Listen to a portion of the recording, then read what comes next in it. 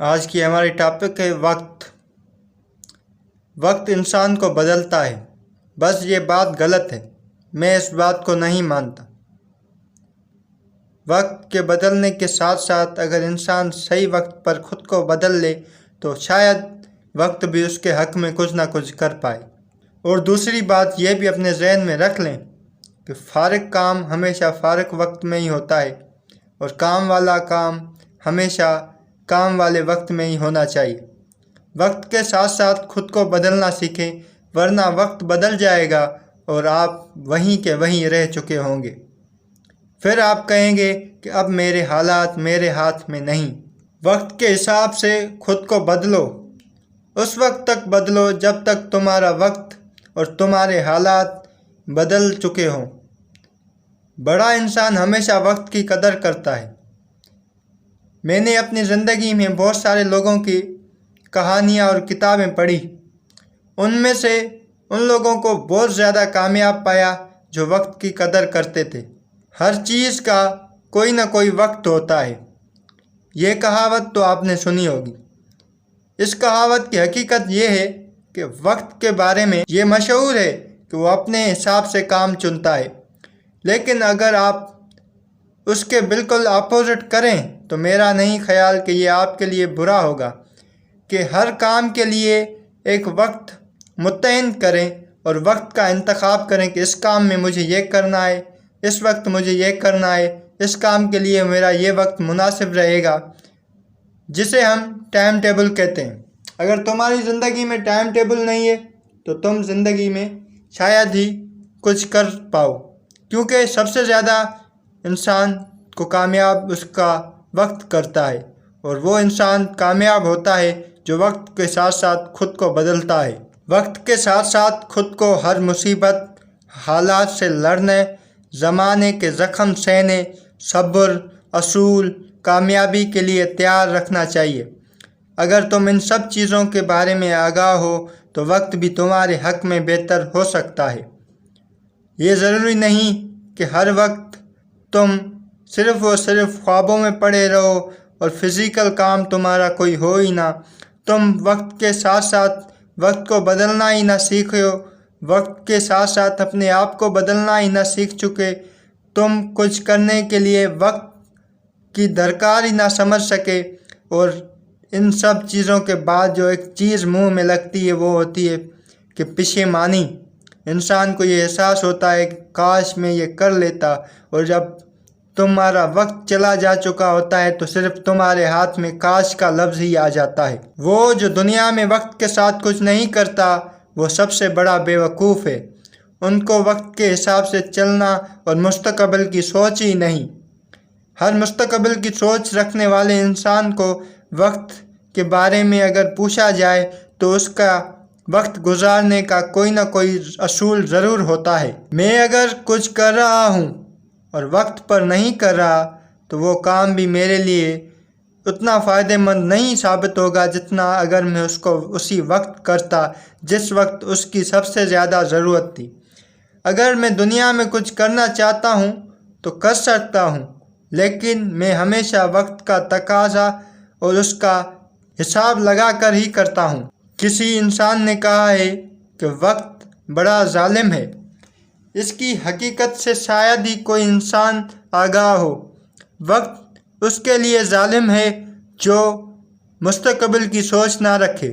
وقت اس کے لیے ظالم ہو جو اپنے حال میں خوش رہے، ماضی سے سبق نہ سیکھے۔ وقت اس کے لیے ظالم ہے جو اپنے مستقبل اور اپنے آگے کی سوچ کے بارے میں کچھ عمل نہ کرے۔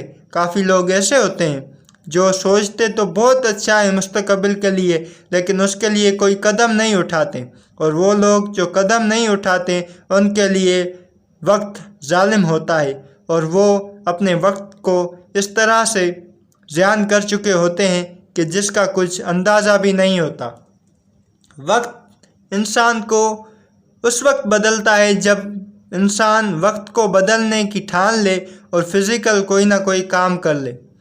مجھے یہاں پہ ایک پائلٹ کی ہسٹری یاد آ رہی ہے جس نے وہ کتاب لکھی تھی لاسٹ 4 ہاور۔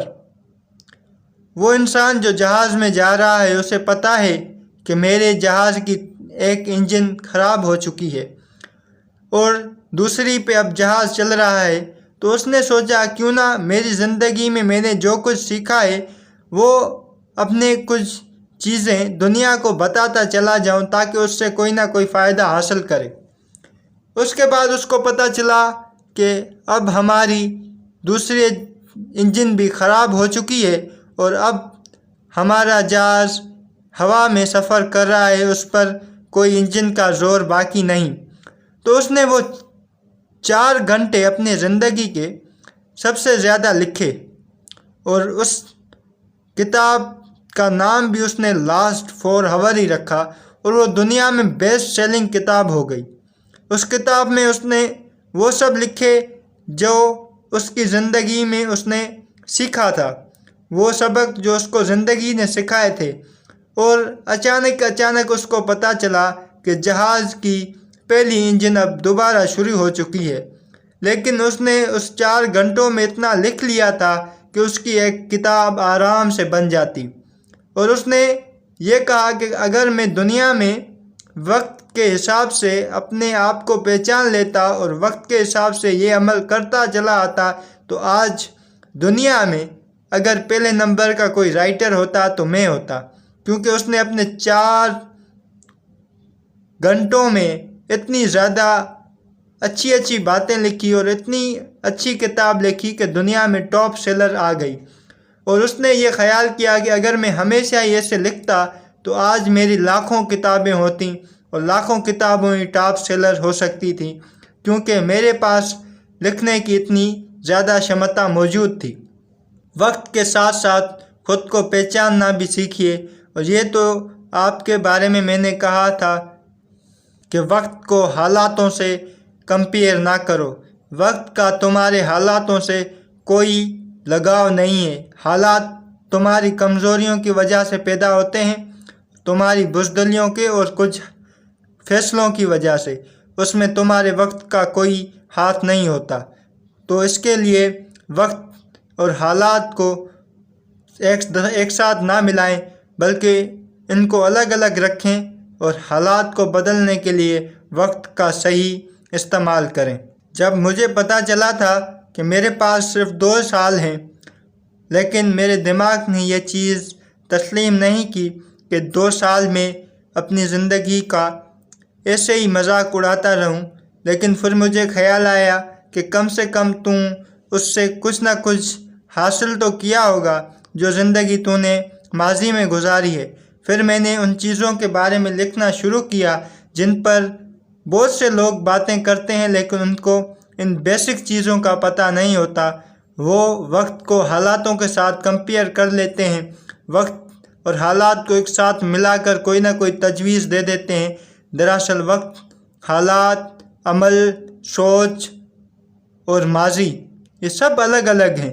ہاں، ان کا کہیں نہ کہیں کسی نہ کسی جگہ کے کنیکشن ضرور ہے، لیکن کنیکشن ایک دوسرے کے نیگیٹو آتا ہے۔ اگر تم وقت کا صحیح استعمال نہیں کرو گے تو حالات خراب ہوں گے۔ اگر تمہارے حالات خراب ہو گئے تو تم اپنے منزل سے روٹ جاؤ گے، منزل سے روٹ جاؤ گے، تمہارا مستقبل نہیں بنے گا۔ ایسے میں آپ کو کتنی مثالیں اور دے سکتا ہوں، لیکن ویڈیو بڑی ہو جائے گی۔ کوشش کرتا ہوں کہ آپ کو آج کی بات ضرور پسند آئی ہوگی، اور ایسی بیسک چیزوں کے بارے میں اگر آپ کچھ جاننا چاہتے ہیں، کسی بھی ورڈ کے بیسک کے بارے میں، تو آپ مجھے کمنٹ کر سکتے ہیں۔ ملتے ہیں اگلے موضوع پر انشاءاللہ۔ تب تک اپنے لیے اور میرے لیے دعائیں کریں کہ دعاؤں سے تقدیر بدل